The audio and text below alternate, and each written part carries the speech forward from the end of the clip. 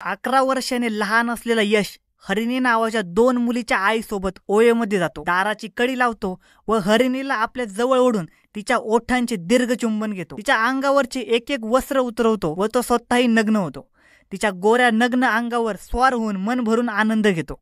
तो तृप्त होऊन तिच्या मिठीत पडून होता तेव्हा हरिणी हळू तिच्या कानात काहीतरी बोलते. तसा तो तळतळून उठतो व बॅगेमधील चाकू काढून तिच्या अंगावर सपासप 17 वार करतो. ही भयानक घटना दक्षिण बंगलोर येथील आहे. घटना पूर्ण पहा व चॅनेलला सबस्क्राईब करायचं अजिबात विसरू नका. दक्षिण बंगलोर येथील दसगौडा HP याचा विवाह 2012 मध्ये हरिणी हिच्याशी झाला.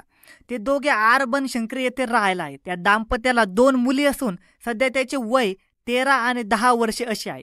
दसगौडा HP हे सधन कुटुंबातील असल्याने त्यांनी हरिणीला कशाचीच कमतरता भासू दिली नाही. मात्र गेल्या 3 वर्षांपूर्वी एका कार्यक्रमात हरिणीची ओळख यशशी झाली. तो केंगरी येथे राहायला होता. तो सॉफ्टवेअर इंजिनियर असल्याने त्याच्या वागण्या बोलण्यात स्मार्टनेसपणा होता. त्याला पाहताच 36 वर्षीय हरिणी तिच्या मोहात पडली. तो अवघ्या 25 वर्षाचा नौजवान होता. ती त्याच्यापेक्षा 10-11 वर्षांनी मोठी होती.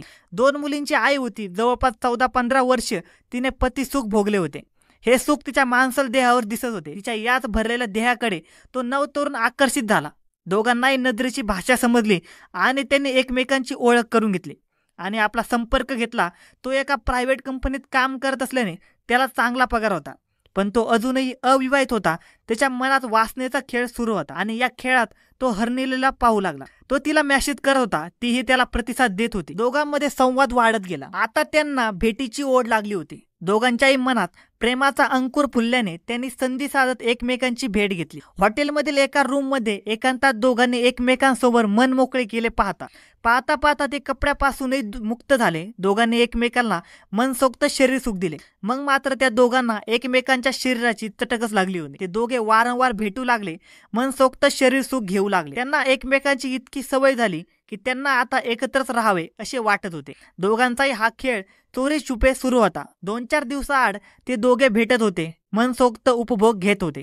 हरिणीच्या उफाळलेल्या जवानी व भरलेल्या देहाची यशला भूल पडली होती. ती विवाहित आहे, तिला 2 मुली आहेत. या गोष्टीने त्याला काही फरक पडणार नव्हता. त्याला ती फक्त भोगण्यासाठी पाहिजे असल्याने तो तिला वारंवार भेटायला बोलत होता. तिलाही त्याच्याकडून पाहिजे तसे शरीर सुख मिळत असल्याने तिचाही पाय घसरला होता. हल्ली ती घरातून नेहमीच बाहेर जाते. ती कुठे जात असेल अशी शंका तिचा पती दसगौडा HP याला येत होती. तो तिच्यावर बारीक नजर ठेवू लागला. त्याला तिच्या मोबाईलवरील व्हॉट्सअपवर ती यश नावाच्या तरुणाबरोबर चॅटिंग करत असल्याचे आणि दोघे खूप वेळापर्यंत बोलत असल्याचे दिसून आले. त्या दोघांमध्ये शारीरिक संबंध आल्याचे लक्षात येतात तिच्या पतीच्या पायाखालची वाळू सरकली. आपण तिला काही कमी पडू दिले नाही तरी तिचा पाय कसा घसरला या विचाराने तो सैरभैर झाला. रागाच्या भरात त्याने तिला जाब विचारला तेव्हा तिने कानावर हात ठेवले. आपले कोणीशी काहीही संबंध नसल्याचे तिने पतीला सांगितले.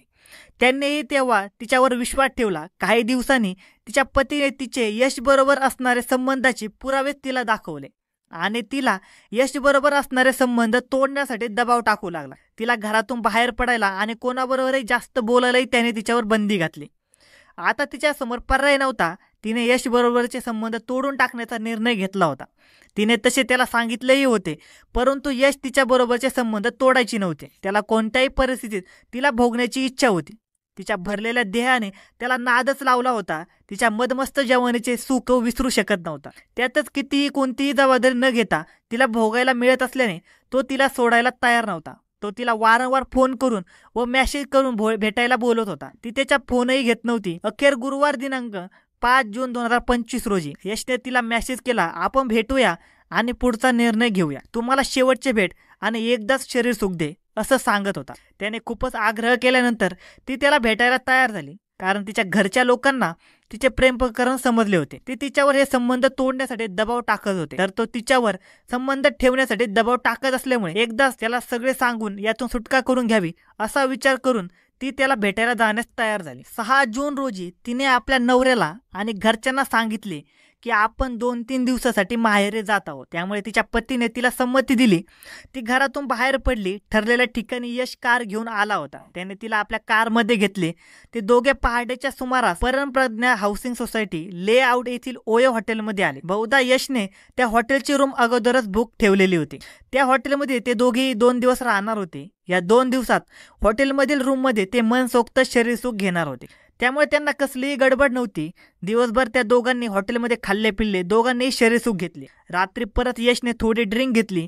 तो हरिणीच्या जवळ गेला. तिला आपल्या मिठीत घेऊन तिच्या रसदार ओठांचे दीर्घ चुंबन घेत तिचे एक एक वस्त्र उतरवले आणि तो स्वतःही नग्न झाला. तिच्या नग्न शरीरावर स्वार होत मन भरून आनंद घेतला. तो तृप्त होऊन तिच्या मिठीत पडून होता तेव्हा तिने सांगितले की तिला यापुढे भेटता येणार नाही, त्याच्या बरोबरचे संबंध तोडायचे आहेत. तिचे हे बोलणे ऐकून त्याला राग आला. तो तिला म्हणाला, मला तुझ्याशी संबंध ठेवायचे आहे, तुझ्याशी लग्न करायचे आहे, हवे तर तू तुझ्या पतीला सोड. त्याचे हे बोलणे तिला पटले नाही. तिने त्याला नकार दिला. त्यातून दोघात वाद सुरू झाला. दोघांचे भांडण इतके विकोपाला गेले की त्याने आपल्या बॅगेतील चाकू काढला व हरिणीच्या शरीरावर सपासप वार केले. त्याने तिच्या चेहऱ्यावर, डोक्यावर, हातावर, मानेवर आणि पोटात जवळपास 17 वार केले. या जीवघेण्या हल्ल्यात हरिणी ओरडत रूममधील फरशीवर पडली. फरशीवर सगळीकडे रक्त झाले होते. ती फरशीवर रक्ताच्या थारोळ्यात पडल्यानंतरही तो तिच्यावर वार करत राहिला. तिने किंचाळणे थांबल्यावर तो भानावर आला. रात्रीचे 1:30 वाजले होते. त्याने आजूबाजूचा अंदाज घेतला. हॉटेलमध्ये कोणालाही शंका येणार नाही अशा पद्धतीने त्याने रूमचा दरवाजा लॉक केला. हॉटेल व्यवस्थापकाला, मी जरा बाहेर जाऊन येतो, मॅडम आतमध्ये झोपलेला आहेत असे सांगून तो आपली कार घेऊन हॉटेलमधून बाहेर पडला. 2 दिवस झाले तरी तो परत आला नाही. तसेच रूममधून हरिणीही बाहेर आली नाही. तसेच सोमवार दिनांक 9 जून 2025 रोजी त्या रूममधून कुजलेला वास येऊ लागल्याने मॅनेजरने आणि दोघा वेटरने रूमचा डुप्लिकेट चावीने दरवाजा उघडला. त्यावेळी हरिणी रक्ताच्या थारोळ्यात फरशीवर पडलेली दिसली. फरशीवर आणि बेडवर रक्ताचे डाग पडलेले होते, तर बाजूला रक्ताने माखलेला चाकूही होता. या घटनेची माहिती ओयो हॉटेल मॅनेजरने जवळच्या सबुनपुरा पोलिसांना दिली. या घटनेची माहिती मिळताच पोलिसांनी तातडीने ओयो हॉटेलची रूम गाठली. रक्ताच्या थारोळ्यात पडलेला मयत महिलेची ओळख तिच्यासोबत असणारे आधार कार्ड आणि मोबाईलवरून पटवली. पोलिसांनी घटनेचा पंचनामा करून ही माहिती मयत हरिणीचा पती दसगौडा HP यांना देऊन घटनास्थळी बोलावून घेतले. त्यांनी मयत महिला आपली पत्नी हरिणी असल्याचे पोलिसांना सांगितले. मयत महिलेची ओळख पटल्यावर पोलिसांनी मृतदेह KM हॉस्पिटलमध्ये शवविच्छेदनासाठी पाठवून दिला. पोलीस या घटनेचा तपास करत असताना मयत हरिणी तिचा प्रियकर यश बरोबर हॉटेलमध्ये आली असल्याचे पुढे आले. हॉटेलच्या CCTV फुटेजमध्ये 6 जून 2025 पहाटे ते दोघे येताना तसेच 7 जून 2025 मध्यरात्री यश हा कार घेऊन जाताना दिसत होता.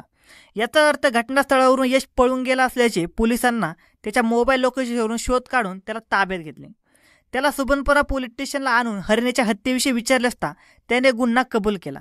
त्याने गुन्हा कबूल केल्याने या घटनेची फिर्याद मयत हरिणी हिचा पती दसगौडा HP याच्याकडून घेण्यात आली. त्यांनी दिलेल्या फिर्यादीवरून पोलिसांनी हरिणीच्या हत्येप्रकरणी तिचा प्रियकर यश याच्या विरोधात भारतीय न्याय संहिता कलम 103 प्रमाणे गुन्हा दाखल केला. पोलिसांनी त्याच्याकडून गुन्ह्यात वापरलेली कार आणि चाकू जप्त केले. या घटनेचा तपास सुबनपुरा पोलिसांनी आपल्या वरिष्ठ पोलीस अधिकाऱ्यांच्या मार्गदर्शनाखाली केला. धन्यवाद मित्रांनो. अशाच नवनवीन क्राईम स्टोरीज ऐकण्यासाठी आजच आपला YouTube चॅनल क्राईम कट्टा याला सबस्क्राईब करा.